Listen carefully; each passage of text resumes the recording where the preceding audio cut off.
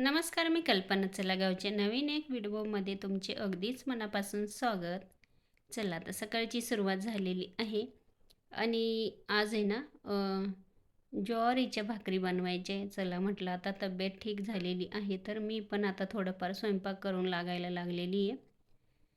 आता इथे बघा ज्वारीच्या भाकरी करते. जास्त नाही करायच्या मला, कारण का काही चपात्या केलेल्या आहे आणि बाकीच्या काही ज्वारीच्या भाकरी करते. आता इकडेच मी गॅसवरती करते, कारण का मी चुल्याजवळ जास्त बसत नाही, धूर लागतो म्हणून मला त्रास होतो धुराचा. आणि आणि मला पण आहे ना ज्वारीची भाकरी खायला सांगितलेली आहे, त्याच्यामुळे ना माझ्यासाठी पण आहे ना ज्वारी दळून आणलेली आहे. आणि म्हटलं चला आता जेवणाची वेळ झालेली आहे आणि गरम गरम आता मी ज्वारीची भाकरी करते. बाकीचा स्वयंपाक तिकडं चालू आहे जुन्या घरी. आणि आता इथे मी ह्या भाकरी करायला घेतलेल्या आहे, बघू शकता.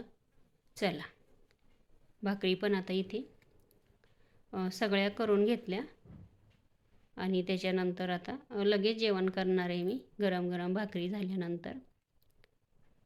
गावाला ह्या पद्धतीने आता कामं चालू झालेली आहे. चला त्याच्यानंतर जेवण वगैरे झाले. आता इथे बघा माझी कोंबड्यांची पोल्ट्री आहे, तर त्याच्यामध्ये ना कालच इथे पिल्लं आलेली आहे. आता हे पिल्लं आहे ना 5,500 आहे आणि काल आलेले. तर इथे बघा पेपर पण आहे, अजून पेपर काढलेले नाही आहे. आता हे पेपर टाकावेच लागतात आणि त्याच्यावरती तूस असतं ना ते टाकायला लागतं, म्हणजे भाताचा कोंडा, आणि त्याच्यावरती पिल्लांना असं ठेवायला लागतं. कंपनीकडून आणले नाही हे पिल्लं, तर मग ते काहीच खाल्लेलं राहत नाही त्यांनी. तर आल्या आल्या त्यांना आहे ना गूळ पाणी द्यायला लागतं. हे बघा आता इथे ना आल्या आल्या हे गूळ पाणी दिलेलं आहे त्यांना आणि या पद्धतीने पेपरवरती त्यांना सोडायला लागतं. आणि 2-3 दिवस झाल्यानंतर हे पेपर काढून घ्यायचे आणि मग नंतर थोडीशी त्यांना जागा पण वाढवायची. आता इथे ना हे बघा हे असे गोल राऊंड केलेले आहे ना, ते आहे ना 8 आहे. आणि त्याच्यानंतर मग हळूहळू परत 2-2 असे मोठे करायचे, वाढवून घ्यायची, म्हणजे जागा द्यायची त्यांना. चला आज पिल्लं आलेली आहे आणि त्याच्यानंतर 40 दिवसांनी हे पिल्लं बरोबर आपली 2 किलोची कोंबडी तयार होते. आम्ही सांभाळ करतो त्यांचा.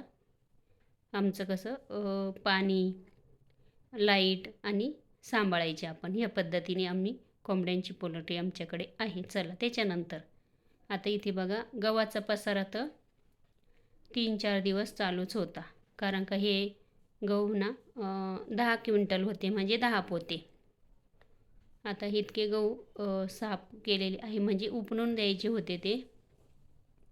आता हे गहू ना आम्ही घरचे म्हणजे हातानेच गहू सोंगलेला होता. मशीन पण येतात आमच्याकडे, ते डायरेक्ट असे गहू काढायचे, पण आम्ही त्याने ना गहू काढत नाही, कारण काय ना आमच्याकडे गाई म्हशी भरपूर आहे आणि पावसाळ्यामध्ये ना आम्हाला आहे ना त्यांना ते भूस लागतं ना, त्याच्यामुळे आम्ही ना या पद्धतीने हातानेच गहू सोंगतो किंवा कापतो.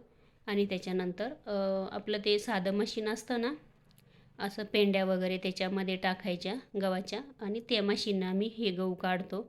मग त्याचं ते भूस असतं ना, ते भूस आम्ही 4 महिन्याला पावसाळ्याचे गायींसाठी ठेवतो, नाही तर आम्हाला विकत घ्यायला लागतं असं. चला इतके 10 क्विंटल गहू म्हणजे भरायचे पण आहे आणि हे गहू साठवायचे पण आहे मला. हे बघा आता सगळे गहू माझ्या आईने आणि मावशीने एवढे गहू साफ केलेले आहे. माझेच गहू हे सगळे, मला इतके गहू झालेले ह्या वर्षी. आणि त्याच्यानंतर आता हे बघा साफ झालेले ते संपूर्ण. आणि आता इथे ना सगळे गहू या गोण्यांमध्ये भरायचे आणि मला इथे घरामध्ये वरती ठेवायचे आहे. आणि काही गहू मला विकायचे पण आहे. आता इतके गहू तर मी खाणार नाही. हे बघा चला आता गिऱ्हाईक आले तर मी गहू पण विकणार आहे. आणि त्याच्यानंतर आहे ना बाकीचे इंजेक्शन वगैरे मी टाकून आणि इथेच मी घरामध्ये वर्षभरासाठी ठेवणार आहे. या पद्धतीने अशी गावाला पण कामं चालू असतात. आता मी मागे पण 1-2 व्हिडिओमधून सांगितलेलं आहे की माझे आई, वडील आणि माझी मावशी माझ्याकडे आलेली आहे. माझी तब्येत ठीक नव्हती म्हणून आणि सगळ्या गोष्टी माझ्या त्याच करून देत आहे आता मला बरं नाही म्हणून. मग ते पण थांबलेले आहे. म्हटलं आता थांबून घ्या. 8 दिवसासाठी ते थांबलेलेच आहे. सगळे कामं करून देत आहे. हे बघा, माझे आई वडील पण शेतकरीच आहे आणि मावशी पण शेतकरी आहे.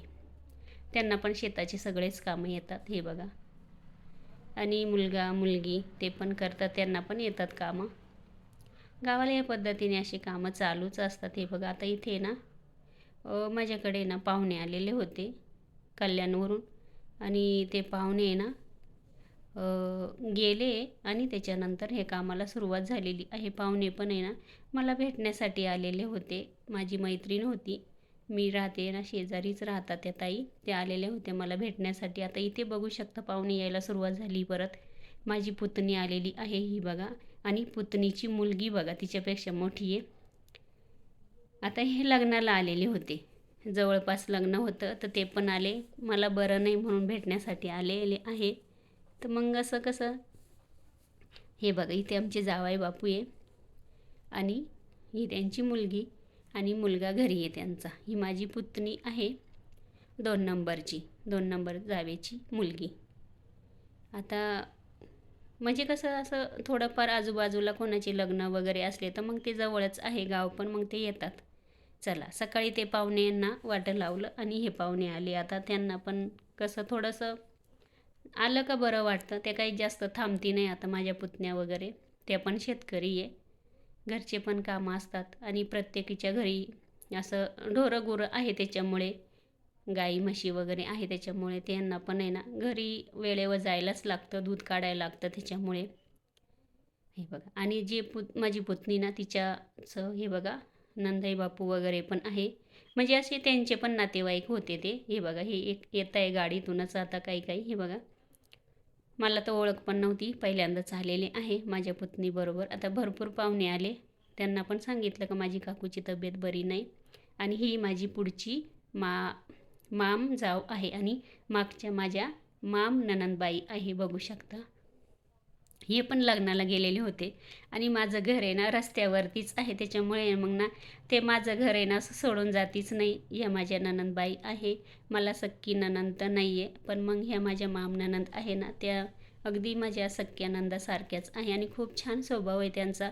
असं काही समजून सांगतात वगैरे, किंवा मग त्यांना पण छान वाटतं माझ्याकडे आल्यावर, किंवा मला पण ते आल्यानंतर छान वाटतं. नाही आपल्याकडे कोणीतरी येतं असं वाटतं, गावाला आल्यानंतर छान वाटतं. चला, इथेच एंड करते. बाय.